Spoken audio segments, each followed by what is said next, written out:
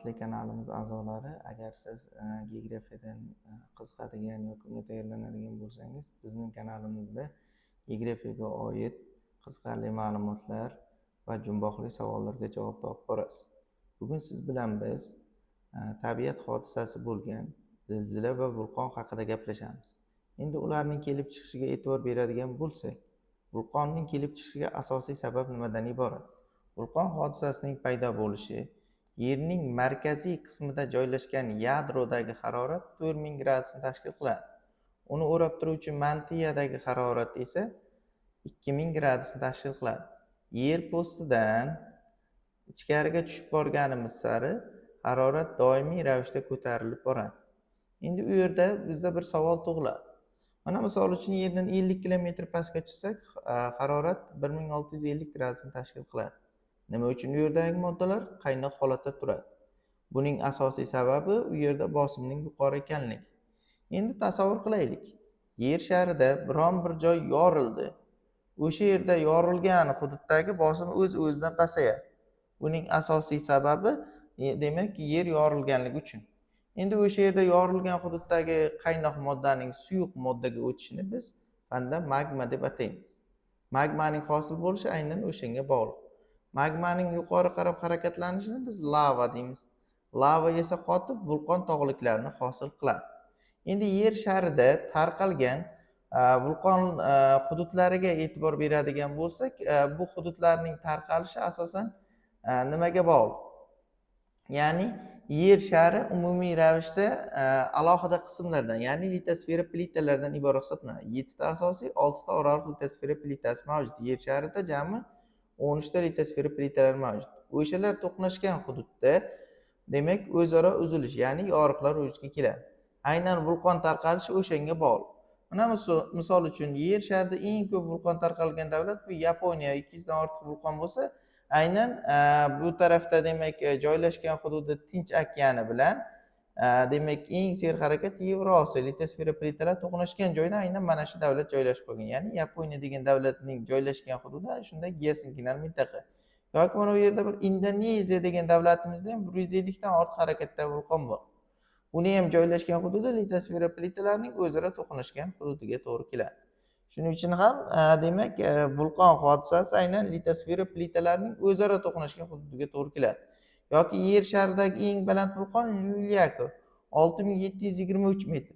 Aynan uning ham joylashgan hududiga e'tibor beradigan bo'lsak, litosfera plitalarining o'zaro to'qnashgan hududida paydo bo'ladi.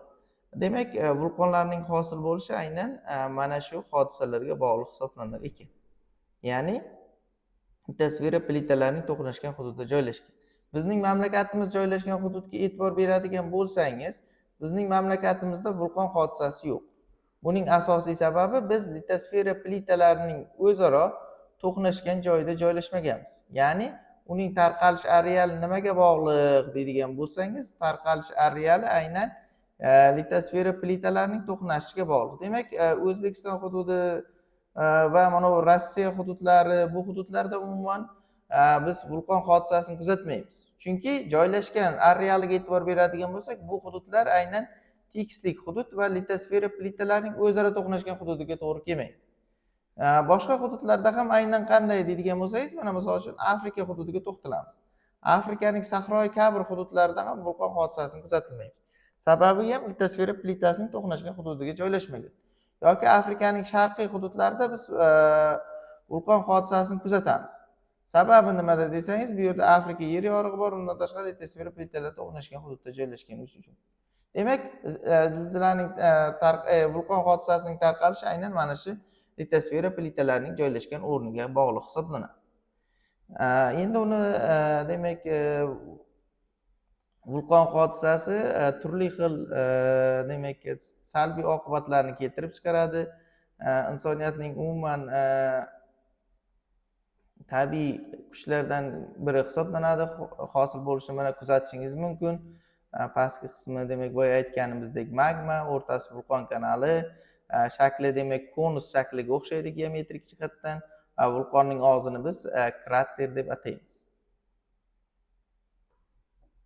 Endi zilzila hodisasining ham kelib chiqishi bevosita vulqon hodisasiga o'xshash. Faqat bunda litosfera plitalari o'zaro to'qnashgan hududlar, yangi tog' hosil bo'lish jarayoni va antropogen kuchlar ta'sirida zilzila hodisasini kuzatishimiz mumkin. Endi zilzila ko'p bo'ladigan hudud boya yuqorida aytib o'tganimizdek, yana mana bu sharqda joylashgan Yaponiya hududlarida aynan zilzila hodisasi ko'proq bo'ladi. Chunki buning sababi bu yerda kunlik kuzatiluvchi zilzilaning asosiy sababi nimadan iborat deydigan bo'lsak, bu davlatning joylashgan o'rniga avvalambor e'tibor beradigan bo'lsak, bu tarafda Tinch okean litosfera plitasining harakatlanish tezligi 9,3 santimetr. Yevrosiyo litosfera harakati bilan bog'liq hisoblanadi. Ikkalasi to'qnashgan joyda joylashib bo'lganligi uchun Yaponiya davlati ko'plab zilzila hodisasini kuzatishimiz mumkin hisoblanadi. Endi zilzila hodisasini tabiatda oldindan aytishning iloji yo'q. Faqatgina u bo'lib o'tib ketgandan so'ng uning demak kuchi magnitudada umumiy ravishda ifodalanadi. Tebranishlar chastotasi o'lchaniladi. Zilzila 12 balli shkalada bizda o'lchaniladi. O'zbekiston hududida 12 balli shkalada. Endi mana bu zilzila ko'p kuzatiladigan Yaponiya degan davlatlarda bu 10 balli shkalada o'lchaniladi. Endi sizlarda bir savol tug'ilishi mumkin.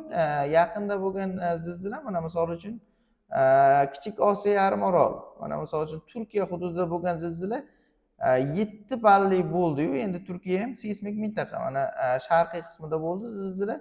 Suriya bilan chegara hududida 7 balli zilzila. Nima uchun unda kuchli talafotlar keltirdi desalaringiz, Turkiyada ham zilzila kuchi 10 balli shkalada o'lchanadi. Agar bizga to'g'ri kelsa, bu 9 balli zilzilalarga 10 santimetrlik yerda yoriqlarning kuzatilishiga sabab bo'lishi mumkin hisoblanadi. Demak, aynan zilzilaning o'lchanishi aynan mana shunday demak 10 va 12 balli shkalalardan foydalanilar ekan. Zilzila endi hosil bo'lishi aynan bo'ylama va ko'ndalangiga bo'ladi. Bo'ylama zilzilaning kuchi u darajada ta'sir doirasi kamroq hisoblanadi. Ko'ndalang zilzilaning ta'sir kuchining yuqori ekanligini kuzatishimiz mumkin. Endi ko'ndalangiga bo'lgan zilzilani biz qaytadi deymiz. Kuchli zilzila doimiy ravishda qaytadi. Bu to'g'ri tushuncha hisoblanadi. Ya'ni zilzila bo'lgandan keyin boya litosfera plitasi siljigan joyga yana qaytish mavjud hisoblanadi. Endi aynan mana shu zilzila ko'p kuzatiladigan hududlar bu geosinkinal mintaqalar hisoblanadi. Ya'ni faol mintaqalar hisoblanadi. Endi zilzila kuzatilmaydigan hududlar bor. Misol uchun Sibir platformasida qo'y. Bu hududda zilzila deyarli kuzatilmaydi. Yoki mana misol uchun Sharqiy Yevropa platformasi. Bular tekislikdan iborat. Tekislik hududda zilzila hodisasi deyarli kuzatilmaydi. Agar tog'li hudud bo'ladigan bo'lsa, yangi tog' hosil bo'lishi mumkin, antropogen ta'sirlar bo'lishi mumkin, unda zilzila hodisasini kuzatishimiz mumkin hisoblanar ekan. Endi vulqon tarqalgan joylarda, aynan boya o'zi vulqon tarqalgan hudud litosfera plitalarining o'zaro to'qnashgan hududiga to'g'ri keladi. O'sha hududlarda aynan biz zilzila hodisasini ko'p kuzatishimiz mumkin hisoblanadi. Demak, litosfera plitasi to'qnashyaptimi, o'sha yerda vulqon bo'lishi aniq. Zilzila hodisasining ham bo'lishi aniq. Hudud tog'li hududmi? Demak, unda ham demak o'sha hududda ham biz vulqon yoki zilzila hodisasini kuzatishimiz mumkin. Endi O'zbekiston hududi misol tariqasida oladigan bo'lsak, O'zbekiston hududining janubiy va sharqiy hududlari biz yaxshi bilamiz, tog'lardan iborat hisoblanadi. Ya'ni janubiy va sharqiy hududimiz bizda tog'lar kuzatishimiz mumkin. Ya'ni tog'li hududdan iborat hisoblanadi. Endi o'sha hududlar, ya'ni janubiy sharqiy hududlarimizda zilzila hodisasini kuzatishimiz mumkin.